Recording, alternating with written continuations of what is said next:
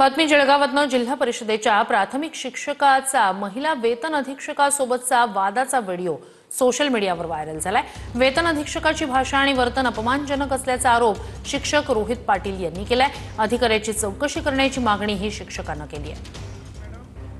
मी एक कर्मचारी म्हणून मी माझं घरानं घेऊन आलेलो आहे। तुम्ही असं कसं काय बोलू शकतात? यू कॅन गो का बोलू शकतात मॅडम? मी सरकारचा कर्मचारी नाहीये का? तुमचं नाव घेऊन माझा मुख्याध्यापक डिमांड करतोय पैशाची। मी फक्त एवढंच विचारण्यासाठी आलो की त्याला बोलवा। तुम्ही असं नाही बर्ताव करू शकत। यू कॅन गो नाही म्हणू शकत मॅडम। मी कर्मचारी शासकीय।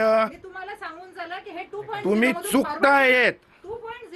मी एक आत्मीयतेने एक कर्मचारी म्हणून आलो होतो मॅडम तुमच्यापर्यंत।